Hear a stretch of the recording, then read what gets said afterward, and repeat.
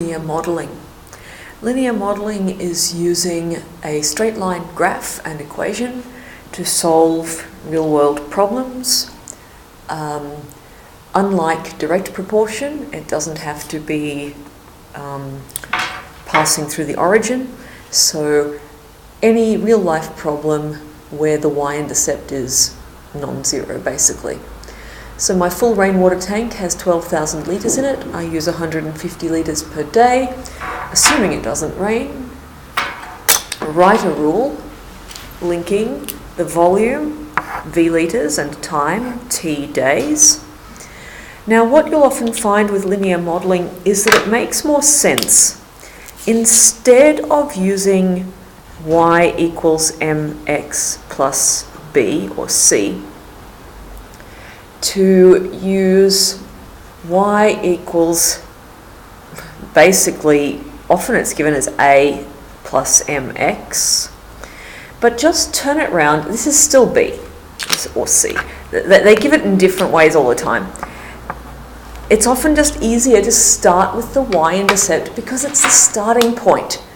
My rainwater tank has 12,000 litres in it. Now, y is our volume, because the volume of the tank depends on the amount of time it's been. So they're giving me V for volume. I start with 12,000 and I lose 150 litres for every day T. So you write your rule. You can write it as y equals mx plus b, V equals negative 150 T plus 12,000.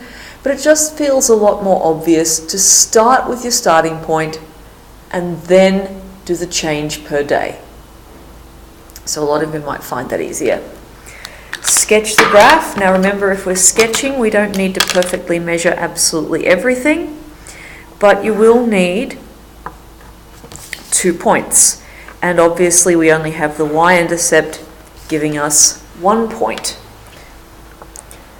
T, now do your labeling. So this is T days, V is volume in litres.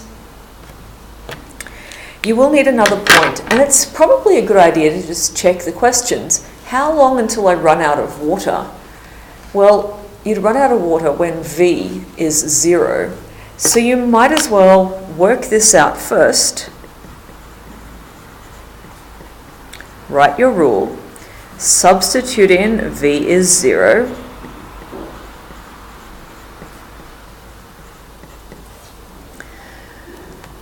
You may as well get time over to the other side by adding 150 T to both sides. And T will be 12,000 divided by 150, and I didn't bring a calculator, so we're going to have to do this in our heads. If it was 12,000 divided by 300, we would have 40, so that's going to be what, 80 days? You can tell that my mental arithmetic is not my strong suit. So when I have to do something like that, and I really can't do this stuff mentally very easily, but what you can do mentally is you can go, okay, well that's 12,000 divided by 150, well that would be 1,200 divided by 15. Now that might be easier if I was dividing by, say, 30, 2,400 divided by 30, doubling both sides. Hey, that's easy because 240, sorry, I'm just showing you the mental tricks you can do. 240 divided by 3, great. 24 divided by 3 is 8, and that's 0, so it was 80. Good. Sorry about all the little mental tricks there, but it's just when you see something that's quite tricky, you can often find a way of making it an easier thing to do mathematically. So 80 days will be our x-intercept, and up here at 12,000, and pop your line in. You'll notice we just said sketch the graph, put in the rule, If we'd said to graph the relationship, then we'd have to make sure there were gradations and that we were doing that quite correctly. How long until the tank is 3/4 full? Well, we'll need to work out what the volume would be at 3/4 full. 3/4 of 12,000. Again, no calculator, so 12,000 divided by 4 would get me 1/4, which is 3,000, so that's 9,000 litres we're looking for. Put your rule in. Substitute in 9,000.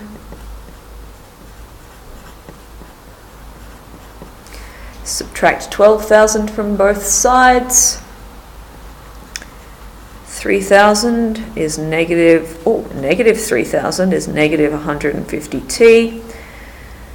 Again, when you end up with the unknown on the left, on the right, it's often easier just to swap.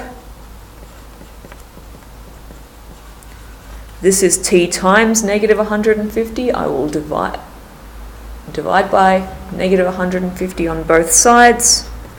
Negative divided by negative is positive. And this will be 300 divided by 150, and that's going to give me 20 days, which makes sense since it's 80 days to empty, and I'm going for just losing 1/4.